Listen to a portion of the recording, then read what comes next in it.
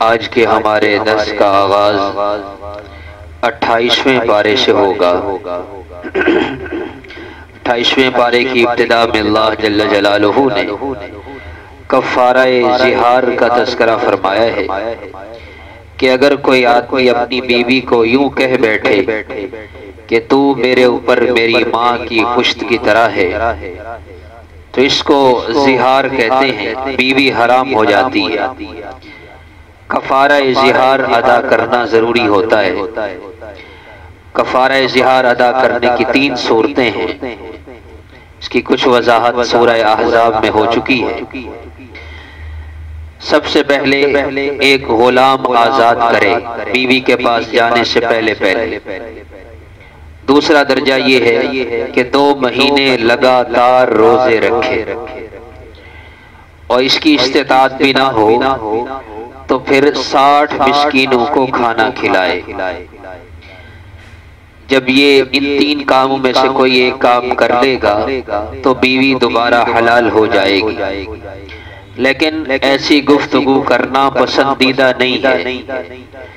گفتگو کرنے میں احتیاط سے کام لینا چاہیے۔ رطب و یابس جو بھی زبان پر آئے بول نہیں دینا چاہیے، بلکہ شریعت کی مقررہ حدود کی پابندی ضروری ہے۔ فرمایا ذالک لتؤمنوا باللہ ورسولہ، یہ کفارہ اور اس جیسے احکامات یہ ان لوگوں کے لیے ہیں جو اللہ اور اس کے رسول صلی اللہ علیہ وسلم پر ایمان رکھتے ہیں۔ ایمان والا وہ اللہ کے احکامات کا پابند ہو کر زندگی گزارتا ہے۔ تلک حدود اللہ، یہ اللہ کی طرف سے مقرر کردہ حدود ہیں، ان حدود سے تجاوز نہیں کرنا چاہیے، بلکہ اللہ کے حکم کا پابند ہو کر زندگی گزارنی چاہیے۔ اسی پابندی میں ہی انسان کی عظمت ہے۔ انسان کی عظمت اور شرافت وہ اسی بات میں ہے کہ وہ اللہ کے احکامات کا پابند بن کر زندگی گزارے۔ بیٹا اور اولاد اگر والدین کے احکامات کی پابند ہوتی ہے، اگر ان کے حکم کی فرما برداری کر کے زندگی گزارتی ہے تو وہی اولاد معاشرے کی نظر میں اچھی سمجھی جاتی ہے۔ جو شاگرد اپنے استاذ کی بات مان کر چلتا ہے وہ اچھا شاگرد ہوتا ہے۔ تو جو مسلمان اللہ اور اس کے رسول صلی اللہ علیہ وسلم کے احکامات کے مطابق زندگی گزارتا ہے، یہ اچھا مسلمان اور اچھا انسان ہوتا ہے۔ اور جو ان حدود سے تجاوز کرتا ہے وہ پھر انسانیت کے دائرے سے بھی نکل جاتا ہے۔ قرآن کریم نے فرمایا کہ جو لوگ اللہ کے احکامات کے پابند نہیں، جو بات کو سمجھتے نہیں ہیں، جو سنتے نہیں ہیں، جو سمجھتے نہیں ہیں، عمل نہیں کرتے، اولئک کالانعام، یہ انسان نہیں، یہ جانور۔ اور جانور بھی اللہ کے حکم کا پابند ہو کر چلتا ہے، بل ہم اضل، یہ خواہشات کے مطابق چلنے والا یہ جانوروں سے بھی بدتر ہے۔ حضور پاک صلی اللہ علیہ وسلم نے فرمایا جیسے بکریوں کو بھیڑیا کھاتا ہے، ایسے ہی انسانوں کا بھیڑیا وہ شیطان ہے۔ شیطان یہ انسانوں کا بھیڑیا ہے۔ شیطان انسان کو اللہ کی حدود سے تجاوز کرنے پر آمادہ کرتا ہے، اکساتا ہے، توبہ کی امید پر گناہ کرواتا ہے۔ اس لیے چاہیے کہ انسان اللہ کے احکامات کا پابند بن کر اپنی زندگی گزارے، اسی پابندی میں ہی عظمت ہے۔ ساتھ ہی مجلس کے آداب بیان فرمائے، اے ایمان والو، جب تم میں سے کسی ایک سے کہا جائے کہ مجلس میں کشادگی پیدا کرو، آنے والے بھائی کے لیے جگہ بناؤ، فافصحوا، تو تھوڑا سا سرک جاؤ اور کوشش کرو جگہ بنانے کی۔ تم دنیا میں اس کے لیے جگہ بناؤ گے، اللہ آخرت میں تمہارے لیے کشادگی پیدا کرے گا۔ ان آیات کا شان نزول یہ ہے، حضور پاک صلی اللہ علیہ وسلم جمعہ کے دن خطبہ ارشاد فرما رہے تھے، اور بعض روایات کے اندر آتا ہے عام دنوں میں آپ کی مجلس لگی ہوئی تھی، اتنے میں بدری صحابہ آئے۔ بدری صحابہ کو عام صحابہ پر حضور پاک صلی اللہ علیہ وسلم ترجیح دیتے تھے، کیونکہ یہ وہ جانثار صحابہ تھے جنہوں نے اول وہلہ میں اسلام قبول کیا، اور سب سے پہلی جو بڑی جنگ ہوئی غزوہ بدر میں شریک ہوئے، قسم پرسی کے عالم میں اسلام کا ساتھ دیا۔ اللہ نے ان کے بارے میں فیصلہ فرما دیا کہ اعملوا ما شئتم قد غفرت لکم، اب باقی زندگی جو چاہے کرو، میں نے تمہاری بخشش کر دی۔ یہ وہ صحابہ تھے۔ تو حضور پاک صلی اللہ علیہ وسلم انہیں بڑی عزت دیتے تھے، مجلس میں ان کو اچھی جگہ بٹھاتے۔ تو چند بدری صحابہ آئے تاخیر سے، آگے جگہ پر تھی۔ حضور پاک صلی اللہ علیہ وسلم نے دیکھا تو چند صحابہ کو اٹھنے کا حکم دیا کہ آپ بھی کھڑے ہو جائیں، آپ بھی کھڑے ہو جائیں، اور بدری صحابہ کو آگے بھیج دو۔ اس پر غمز المنافقون، منافق لوگ جو مجلس میں بیٹھے تھے وہ ایک دوسرے کو کونیاں مارنے لگے کہ دیکھو یہ تو پہلے آئے بیٹھے تھے، بعد میں آنے والوں کو آگے بٹھا رہے ہیں، اس طرح کی بات کی۔ تو حضور پاک صلی اللہ علیہ وسلم نے اس پر بڑی ناگواری کا اظہار فرمایا۔ اللہ نے یہ قرآن کی آیات نازل کر دی کہ جن کو اپنی جگہ سے اٹھایا ہے، بدری صحابہ کو آگے بلایا ہے، ان کو ناگواری نہیں ہونی چاہیے۔ وہ جو کھڑے ہو رہے ہیں اور بدری صحابہ کو جگہ دے رہے ہیں، اللہ ان کو بھی اجر و ثواب عطا فرمائے۔ اس لیے مجلس کے آداب بتلائے کہ جب بھی کوئی بھائی باہر سے آئے اور جگہ نہ بن رہی ہو تو اس کے لیے جگہ بنانے کی کوشش کرنا۔ ہم لوگ تو جب مجلس شروع ہوتی ہے تو پہلے ہی تھوڑا سا کشادہ ہو کر بیٹھ جاتے ہیں تاکہ میں سہولت سے بیٹھوں۔ ایسا نہیں ہے، مسلمان بھائی کی عزت اور اس کی عظمت بہت بڑی ہے، تو اس کے لیے جگہ بنانا۔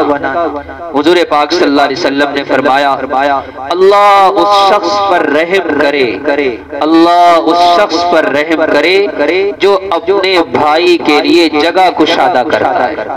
حتیٰ کہ یہاں تک ارشاد فرمایا کہ اگر جگہ نہ بن رہی ہو تو مسلمان بھائی کے اکرام میں تھوڑا سا اپنی حیت بدل لو، یعنی تھوڑا سا اپنی محبت کا اظہار کرو، تھوڑی سی جگہ بنانے کی کوشش کرو، نہ بنتی ہو تب بھی کوشش کرو، تاکہ اس کے دل میں یہ بات آ جائے کہ یہ میرے لیے کوشش کر رہا تھا لیکن جگہ بن نہیں رہی۔ اس پر بھی اللہ اجر و ثواب عطا فرمائے۔ تو مسلمان، ایک عام مسلمان، وہ اللہ کے ہاں بڑی عظمت والا ہے۔ ہر مسلمان بھائی کا اکرام کرنا۔ تو فرمایا فَافْصَحُوا يَفْصَحِ اللَّهُ لَكُمْ، تم دنیا میں کشادگی پیدا کرو گے اللہ تمہارے لیے کشادگی پیدا کرے گا۔ بعض مفسرین نے لکھا قِيلَ فِي قُبُورِكُمْ، تم دنیا میں کشادگی پیدا کرو گے اللہ تمہاری قبر میں وسعت دے گا۔ وَقِيلَ فِي قُلُوبِكُمْ، بعض نے کہا کہ نہیں اللہ تمہارے دلوں میں کشادگی پیدا کرے گا۔ بعض نے فرمایا یوسع علیکم فی الدنیا والآخرہ، اللہ دنیا اور آخرت میں تمہارے لیے کشادگی پیدا کریں گے۔ بعض مفسرین نے لکھا ہے اس سے رزق میں بھی اللہ کشادگی پیدا کرے گا۔ ایک چھوٹا سا عمل ہے، اس لیے ہمارا دین بڑا کامل اور مکمل دین ہے۔ یہ سے کہتے ہیں نا عمل مختصر ثواب زیادہ۔ چھوٹے چھوٹے عمل بتلائے اللہ کے پیارے نبی صلی اللہ علیہ وسلم نے امت پر شفقت فرماتے ہوئے کہ عمل ظاہراً چھوٹا نظر آتا ہے لیکن وہ اللہ کی نظر میں بہت بڑا عمل ہوتا ہے۔ ساتھ ہی صحابہ کرام کی عظمت اور ان کے اخلاص کو بیان فرمایا کہ اے پیغمبر آپ کی جماعت میں ایسے لوگ ہیں یؤمنون باللہ والیوم الآخر، جو اللہ اور آخرت کے دن پر ایمان رکھتے ہیں، جو اللہ اور اس کے رسول کا دشمن ہو یہ ان سے کبھی بھی قلبی تعلق نہیں رکھتے۔ جو اللہ اور اس کے رسول کا دشمن ہے ان کے بارے میں صحابہ بڑے سخت ہیں، اشداء علی الکفار وَلَوْ كَانُوا آبَاءَهُمْ، چاہے یہ اللہ کا دشمن ان کا باپ ہی کیوں نہ ہو، چاہے ان کا بیٹا ہی کیوں نہ ہو، چاہے ان کا بھائی ہی کیوں نہ ہو، چاہے ان کے قبیلے کا آدمی ہو، لیکن جو اللہ کا دشمن ہے یہ اس سے محبت نہیں رکھتے۔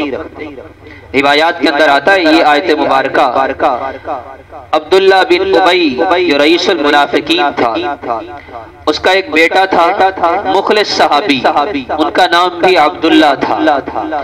حضور پاک صلی اللہ علیہ وسلم ایک مرتبہ پانی نوش فرما رہے تھے، پانی پی رہے تھے، تو عبداللہ کے دل میں بات آئی، حضور پاک صلی اللہ علیہ وسلم کی خدمت میں حاضر ہوا، عرض کیا یا رسول اللہ آپ جو پانی پی رہے ہیں تھوڑا سا پانی اس میں بچا دیجئے، میں یہ آپ کا بچا ہوا پانی لے جاؤں گا اپنے ابا کو پلاؤں گا، لعل اللہ یطہر بہا قلبہ، ہو سکتا ہے اللہ آپ کے اس بچے ہوئے پانی کی برکت سے اس کے دل کو پاک کر دے۔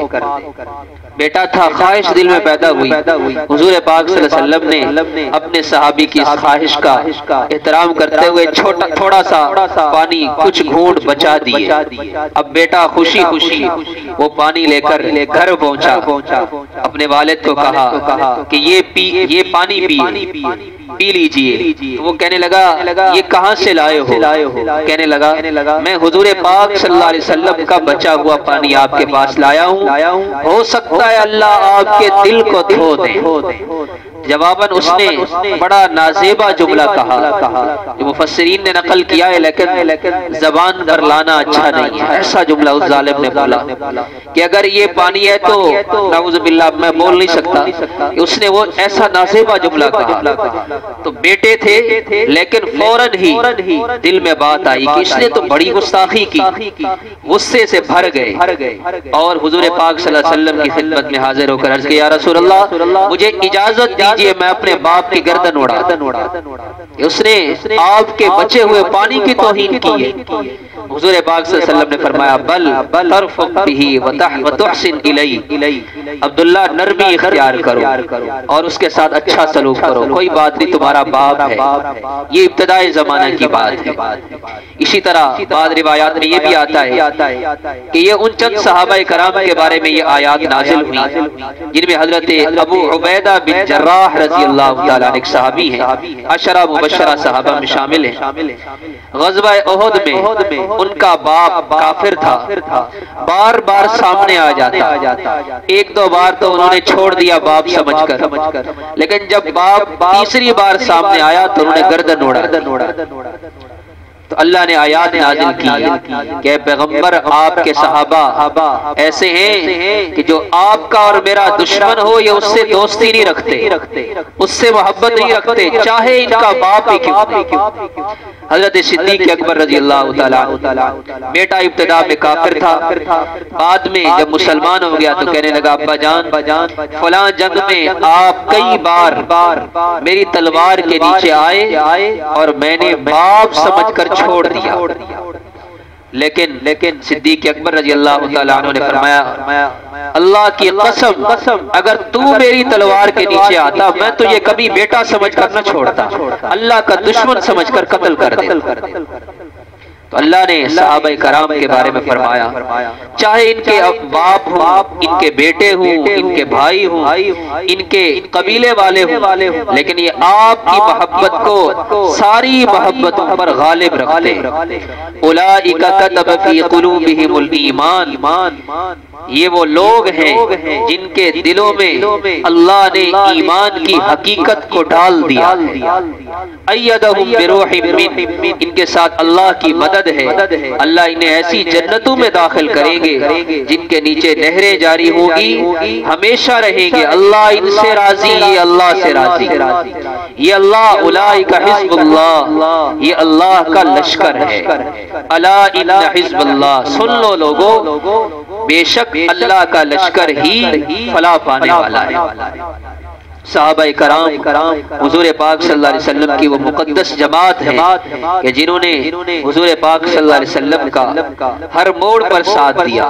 آپ ذرا تصور سے یہ بات سوچیں کہ جنگ ہو رہی ہے، باپ مسلمان ہے، بیٹا کافر ہے، باپ کی خواہش ہے کہ بیٹے کی گردن اڑا،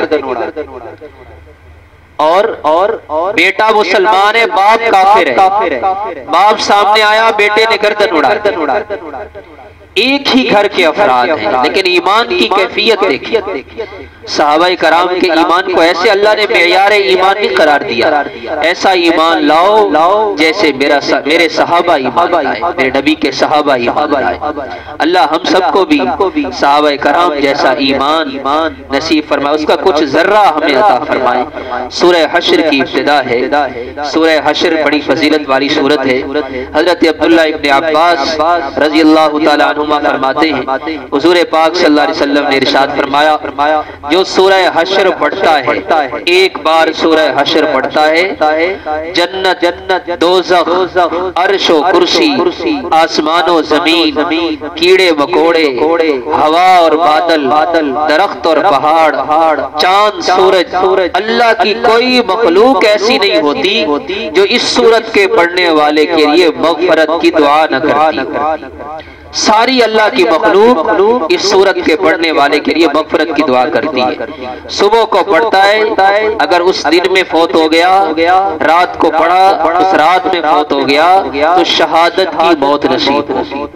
حضرت انس رضی اللہ تعالی عنہ خادم رسول اللہ صلی اللہ علیہ وسلم فرمایا کہ جو آدمی ایک بار اس سورت کو پڑھتا ہے، ایک بار پڑھنے سے اللہ پچھلے اگلے اور بعض روایت کے اندر آتا ہے پچھلے سارے گناہ صغیرہ معاف فرما دیتے ہیں۔ 3 صفحوں پر تقریباً مشتمل یہ سورت ہے، تو اس لیے اس کو پڑھنا چاہیے۔ اس میں اللہ جل جلالہ نے یہود کو، قبیلہ بنو نذیر کے یہود کی جلا وطنی کا حکم دیا۔ یہ لوگ حضور پاک صلی اللہ علیہ وسلم کی اور آپ صلی اللہ علیہ وسلم کو تکلیف دینے سے بعد نہیں آتے تھے، اللہ نے انہیں ان کے وطن سے نکالنے کا حکم دیا۔ ساتھ ہی صحابہ کرام کے بارے میں فرمایا للفقراء المہاجرین، بعض فقیر اور مہاجر صحابہ ایسے ہیں جنہیں ان کے گھروں سے نکالا گیا اور انہوں نے ہجرت کی، مکہ چھوڑا مدینہ آئے۔ اس ہجرت سے مقصود کیا ہے؟ یبتغون فضلا من اللہ ورضوانا، یہ صحابہ اللہ کا فضل اور اللہ کی رضا کے متلاشی، یہ گھر بار چھوڑ دیتے ہیں، ان کا مطمع نظر وہ اللہ کی رضا ہوتی ہے، کیسے اللہ ہم سے راضی ہو جائے۔ اولئک هم الصادقون، یہ سچے لوگ ہیں۔ کون؟ صحابہ۔ گواہی کون دے رہا ہے؟ اللہ کا قرآن، کہ صحابہ سچے لوگ ہیں۔ تبوأوا الدار والایمان من قبلہم، ایمان ان کے دل میں ٹھکانہ پکڑ چکا ہے۔ یحبون من ہاجر الیہم، یہ ہجرت والوں کو پسند کرتے ہیں اور اپنی ذات پر دوسروں کو ترجیح دیتے ہیں۔ خود ضرورت مند ہیں لیکن اپنی ضرورت کو پیچھے چھوڑ کر دوسرے بھائی کی ضرورت کو پورا کرنے کی کوشش کرتے ہیں۔ فضائل اعمال میں آپ نے مختلف واقعات سنے۔ ایک سری، بکری کی سری 7 گھروں میں چکر لگایا، ایک نے دوسرے کو دی، دوسرے نے تیسرے کو دی، تیسرے نے چوتھے کو دی، پانچواں چھٹا، 7 گھروں میں چکر کھا کر پھر پہلے کے گھر واپس آئے۔ آپ ذرا صحابہ کرام کی ایمانی کیفیت کو دیکھیں کہ کیسے ہر ایک کے ایمان کی کیفیت ایسی ہے۔ چلو ایک نے تو دے دی تھی، دوسرے اس کو استعمال کر لیتے نہیں، دوسرے نے تیسرے کو دے، تیسرے نے چوتھے کو دے۔ وفات کا وقت ہے، صحابی پیاسے، پانی لے کر آئے، رشتہ دار پانی پیش کیا، ابھی پینے ہی والے تھے کہ دیکھا کہ درمیان پہلو میں ایک اور صحابی ہے، انہیں بھی پیاس لگی ہے، خود نہیں پیا، ان کو دے دیا، انہوں نے بھی خود نہیں پیا، ساتھ والے کو دے دیا۔ تینوں صحابہ پانی ہونے کے باوجود پیاسے اس دنیا سے چلے گئے، لیکن ایک دوسرے کا اکرام کیا۔ یہ کوئی مشہور صحابہ نہیں تھے، عام صحابی کے ایمان کی کیفیت دیکھیں۔ ہمارے معاشرے میں جب بھی کوئی ایسی غم کی کیفیت ہوتی ہے یا کوئی اس دنیا سے جا رہا ہوتا ہے تو ہم گھر کی خواتین پردہ بھول جاتی ہیں، ہم بھول جاتے ہیں کہ شریعت کے احکامات کیا ہیں، ہم حکموں کو توڑتے ہیں، اور صحابہ شہادت کے وقت اور موت کے وقت ایثار کر رہے ہیں۔ حکم تو دور کی بات ہے، ایثار جو فرض اور واجب نہیں تھا، پانی پی لیتے تو کوئی گناہ نہیں تھا، دوسروں کو دینا لازم نہیں تھا، لیکن نہیں پیا، پھر ایک نے نہیں پیا، دوسرے نے نہیں پیا، تیسرے نے نہیں پیا، اور پیاسے اس دنیا سے چلے گئے۔ تو صحابہ کرام یہ وہ مقدس جماعت ہے، ان کی عظمت یہ عام صحابہ کے ایمان کی کیفیت ہے۔ آپ سوچیں سیدنا صدیق اکبر رضی اللہ تعالیٰ عنہ کے ایمان کی کیا کیفیت ہے، حضرت عمر رضی اللہ تعالیٰ عنہ کے ایمان کی کیا کیفیت ہے، حضرت عثمان و علی رضی اللہ عنہما کی ایمان کی کیا کیفیت ہے۔ اللہ ہم سب کو بھی صحابہ کرام کے جیسا ایمان عطا فرمائے۔ سورہ حشر کی آخری آیات ہے، اس کی بڑی فضیلت ہے۔ حضور پاک صلی اللہ علیہ وسلم نے ارشاد فرمایا جو آدمی صبح کو 3 مرتبہ اعوذ باللہ السمیع العلیم من الشیطان الرجیم 3 بار یہ پڑھے گا اور آخری 3 آیات پڑھے گا سورہ حشر کی، تو اللہ جل جلالہ 70,000 فرشتے مقرر فرمائیں گے جو صبح سے لے کر شام تک اس کے لیے دعائے مغفرت کرے۔ اعوذ باللہ السمیع العلیم من الشیطان الرجیم یہ پڑھیں، اور هو اللہ الذی سے لے کر آخر تک جو رکوع ہے یہ پڑھیں، صبح پڑھا کریں، شام کو پڑھا کریں، 70,000 فرشتے ہمارے لیے مغفرت کی دعا کریں گے۔ ایک فرشتے کی دعا قبول ہو گئی تو ہمارا کام بن گیا۔ تو یہ چھوٹے چھوٹے عمل ہیں، قربان جائیں حضور پاک صلی اللہ علیہ وسلم پر، امت پر کس قدر شفقت فرمائی، اس لیے تو فرمایا حریص علیکم، حریص علیکم، حضور علیہ السلام تمہارے بارے میں حریص ہے۔ ہم حرص اور لالچ کرتے ہیں دنیا کی چیزوں کی، پیسہ کمانے کی، اور اللہ کے نبی صلی اللہ علیہ وسلم حریص ہیں، امت کو اعمال دے کر کے گئے۔ حریص علیکم بالمؤمنین رؤوف الرحیم، رؤوف الرحیم ہے حضور پاک صلی اللہ علیہ وسلم۔ سورہ ممتحنہ اس میں اللہ جل جلالہ نے مسلمانوں کے غیر مسلموں سے تعلقات کی نوعیت کو بیان کیا کہ ایمان والے کے دل میں سب سے زیادہ عظمت وہ اللہ اور اس کے رسول کی ہونی چاہیے، اور اللہ اور اس کے رسول کے حکموں کی ہونی چاہیے۔ دنیا کی چیزیں، دنیا کے رشتے اور ناتے، ان کی محبت بعد کی چیز ہے، سب سے پہلی محبت اللہ اور اس کے رسول سے ہونی چاہیے۔ خود اللہ تعالیٰ نے قرآن کریم کے اندر ارشاد فرمایا والذین آمنوا اشد حبا للہ، جو ایمان والے ہیں یہ اللہ جل جلالہ سے شدید محبت رکھتے ہیں۔ اشد سب سے زیادہ، جیسے اللہ اکبر، اللہ سب سے بڑا، یہ ہم ترجمہ کرتے ہیں بعض لوگ اللہ بہت بڑا، یہ ترجمہ صحیح نہیں ہے۔ اللہ بہت بڑا، اس میں اللہ کی کبریائی نہیں ہوتی، اللہ اکبر، اللہ سب سے بڑا، یہ ہے اللہ کی کبریائی۔ تو اشد حبا، ایمان والے سب سے زیادہ شدید قسم کی محبت وہ اللہ سے رکھتے ہیں، پھر اللہ کے رسول صلی اللہ علیہ وسلم سے رکھتے ہیں، اور یہی ایمان کا کمال ہے۔ سورہ جمعہ، یوم جمعہ مسلمانوں کے اجتماع کا دن ہوتا ہے، بڑی برکتوں اور رحمتوں والا دن ہوتا ہے۔ اللہ جل جلالہ کے پیارے نبی صلی اللہ علیہ وسلم نے ارشاد فرمایا اللہ جل جلالہ جمعہ کے دن ہر مسلمان کی ایک دعا ضرور قبول فرماتے ہیں۔ حضرت عبداللہ ابن عمر رضی اللہ تعالیٰ عنہ فرماتے ہیں جس نے جمعہ کے دن غسل کیا، اپنے بچوں کو غسل کرایا، جلدی سے جامع مسجد پہنچا، امام کے قریب ہو کر کے بیٹھا، کان لگا کر خطبہ سنا، اللہ ہر قدم پر اس کو 1 سال کے روزوں کا اور 1 سال کے رات کے قیام کا ثواب عطا فرمائے۔ اس لیے بھائیو اپنی ترتیب زندگی کو بدلیں۔ ہفتے کے بعد ایک دن جمعہ کا بیان ہوتا ہے، اس میں بھی ہم تاخیر سے آ رہے ہوتے ہیں اور گھر بیٹھے انتظار کر رہے ہوتے ہیں کہ کب آخری 10 منٹ ہوں گے اور جائیں۔ نہیں، پہلے آنا، دین کی بات کو سننا۔ کفار کی اللہ تعالیٰ نے ایک بری خصلت یہ بیان فرمائی ہے لَهُمْ قُلُوبٌ لَا يَفْقَهُونَ بِهَا، کہ بات سمجھنے کی کوشش نہیں کرتے، کرتے، بات سمجھنے کی کوشش نہیں کرتے، بات کو سمجھنا، دل میں جگہ دینا، عمل کی نیت سے سننا اور خیر کے موقعوں کو تلاش کرنا، دین کی بات سننے کی طلب دل میں پیدا کرنا کہ کہاں سے مجھے خیر کی بات ملے گی، کہاں سے مجھے دین کی بات ملے گی، پہلے مسجد میں تشریف لائیں۔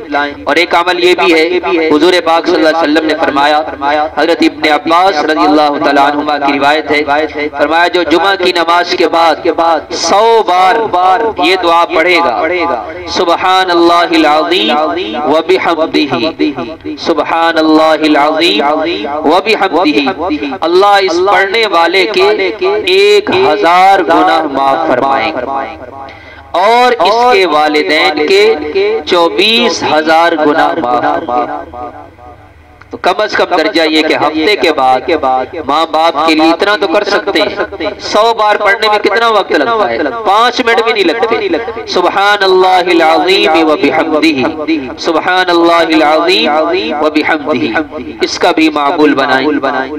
اور ساتھ ہی بھائیو فرمایا قیامت کا جو دن ہوگا، یوم التغابن، یہ گھاٹے کا دن، جو جتنا کر کے جائے گا پھر بھی تھوڑا سمجھے گا، انسان تمنا کرے گا۔ حضرت ابو ہریرہ رضی اللہ تعالیٰ عنہ فرماتے ہیں کہ جب انسان وہاں پہنچے گا تو ندامت سے سر جھکا ہوگا اور دل ہی دل میں اچھے عمل والا بھی دل میں یہ تمنا کرے گا کہ کاش میں اور نیکی کر لیتا۔ حضور پاک صلی اللہ علیہ وسلم نے فرمایا اگر کوئی بندہ پیدائش کے دن سے لے کر بوڑھا ہونے تک، بوڑھا ہو کر مرنے تک سجدے کی حالت میں پڑا رہے، ایسا اگرچہ ممکن نہیں ہے لیکن سمجھانے کے لیے حکیم امت ہیں حضور پاک صلی اللہ علیہ وسلم، ایک آدمی وہ پیدا ہونے سے لے کر بوڑھا ہونے تک، بوڑھا ہو کر مرنے تک سجدے کی حالت میں پڑا رہے، تب بھی کل قیامت کے دن وہ آرزو کرے گا کہ کاش میں اور عمل کر لیتا، یعنی اسے بھی تھوڑا سمجھے گا، اس لیے جتنا کیا ہے اسے تھوڑا سمجھ کر اس پر اللہ کا شکر ادا کریں، آگے بڑھنے کی کوشش کریں۔ رمضان المبارک کے کچھ دن باقی ہیں، یہ تو 1 مہینہ گزرا ہے پتہ ہی نہیں چلا۔ کل کی بات ہے، کہہ رہے تھے کہ رمضان آ رہا ہے، اب ہم کہہ رہے ہیں رمضان جا رہا ہے، کتنے 2-3 دن باقی۔ تو زندگی میں تبدیلی آئے، اعمال میں اضافہ ہو، چاند دیکھتے ہی مسجدیں بھر گئی، اللہ کا احسان ہے۔ لیکن پریشانی کی بات یہ ہے کہ چاند دیکھتے ہی مسجدیں خالی ہو جاتی، تو کم از کم درجہ یہ ہے کہ یہ رمضان ہمیں نماز کے اہتمام پر کھڑا کرے کہ پہلے نماز میں اندر سستی ہو جاتی تھی، اب نماز کی پابندی ہو، پہلے کبھی قرآن کی تلاوت ہوتی تھی، اب روزانہ کی بنیاد پر قرآن کریم کی تلاوت، پہلے کبھی ذکر کر لیتے تھے، اب روزانہ کی بنیاد پر اللہ کا ذکر ہو۔ پیسے سے، چیزوں سے سکون نہیں ملتا، اللہ کا فیصلہ ہے، الا بذکر اللہ تطمئن القلوب، اللہ نے دلوں کا اطمینان اپنی یاد میں رکھا ہے۔ یہ لاکھوں کے گھر میں رہے گا لیکن سکون نہیں ملے گا، اور تھوڑا سا اللہ کا ذکر کرے گا، اطمینان اور سکون کی نیند نصیب ہوگی۔ اس لیے اپنی زندگی میں تبدیلی ہو، تقوی اختیار کریں، اعمال پر اپنے آپ کو لگائیں۔ آخری بات یہ ہے، حضور پاک صلی اللہ علیہ وسلم نے ارشاد فرمایا جو آدمی تقوی اختیار کرتا ہے، جو تقوی اختیار کرے گا اللہ اسے ہر تنگی سے نکالے گا۔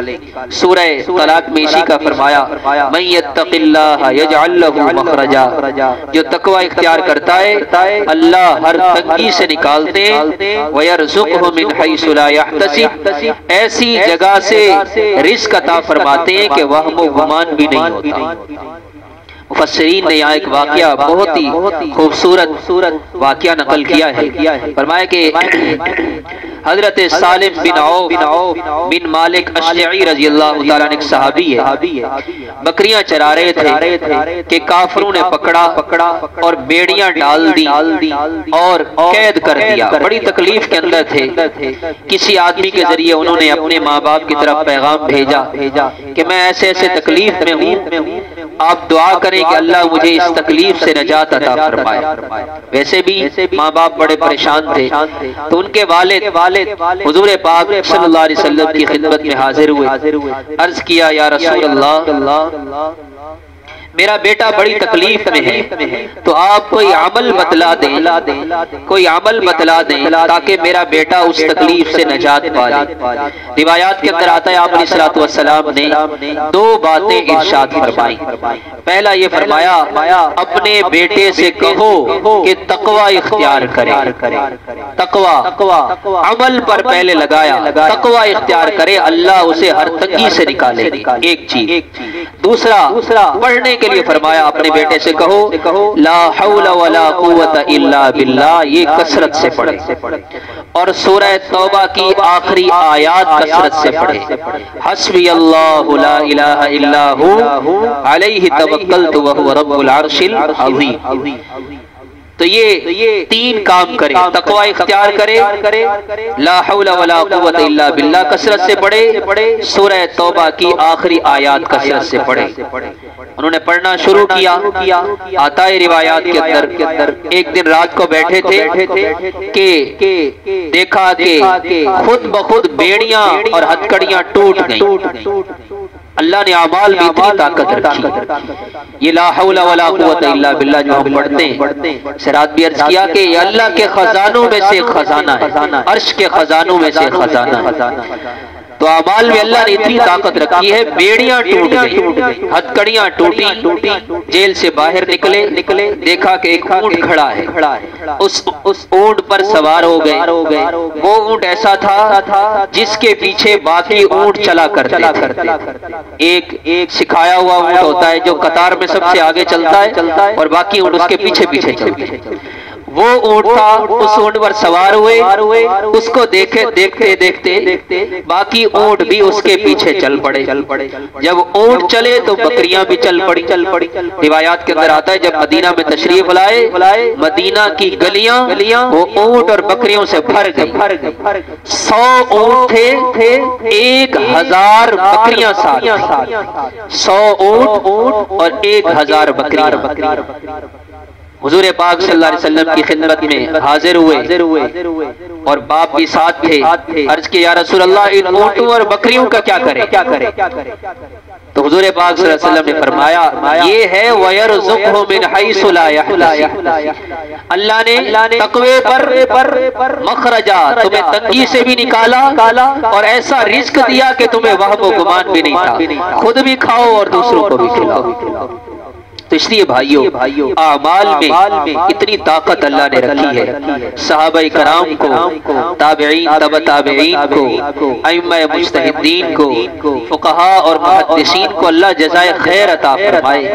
ان کے واسطے سے یہ چیزیں ہم تک پہنچی ہیں اور یہ اعمال آج ہمارے پاس موجود ہیں۔ فرمایا کہ 1400 سال گزر گئے، نمک کی تاثیر نہیں بدلی، میٹھی چیز کی تاثیر نہیں بدلی۔ شہد 1400 سال 1500 سال پہلے بھی میٹھا تھا، آج بھی میٹھا ہے۔ نمک تب بھی نمکین تھا، آج بھی نمکین ہے۔ تو مادی چیزوں کی تاثیر نہیں بدلتی۔ جو چیز 1400-1500 سال پہلے گرم ہوتی تھی اس کی تاثیر گرم ہے، آگ کی تاثیر جلانا ہے۔ جو تاثیر اس زمانے میں تھی آج بھی وہی ہے۔ تو مادی چیزوں کی تاثیر نہیں بدلی تو کیا روحانی چیزوں کی تاثیر بدل جائے گی؟ نہیں۔ قرآن وہی ہے، وہی لا حول ولا قوت الا باللہ ہم بھی پڑھتے ہیں۔ ایک صحابیہ عورت مسلمان ہونے کے بعد بیٹا فوت ہو گیا۔ حضور پاک صلی اللہ علیہ وسلم کی خدمت میں حاضر ہوئی کہ کافر مجھے تانا دیں گے کہ تو مسلمان ہوئی اس لیے تیرا بیٹا فوت ہو گیا، ہمارے بتوں نے تیرے بیٹے کی جان لے لی۔ حضور پاک صلی اللہ علیہ وسلم نے فرمایا 2 رکعت پڑھو، 2 رکعت پڑھی، اللہ نے بیٹے کو زندہ کر دیا۔ ناممکن چیز ممکن ہو گئی۔ 2 رکعت نماز میں اللہ نے اتنی طاقت رکھی۔ شرط یہ ہے کہ انسان اخلاص کے ساتھ پڑھے، سنت کے مطابق پڑھے۔ اللہ تعالیٰ جو کچھ کہا سنا مجھے اور آپ سب کو عمل کرنے کی توفیق عطا فرمائے۔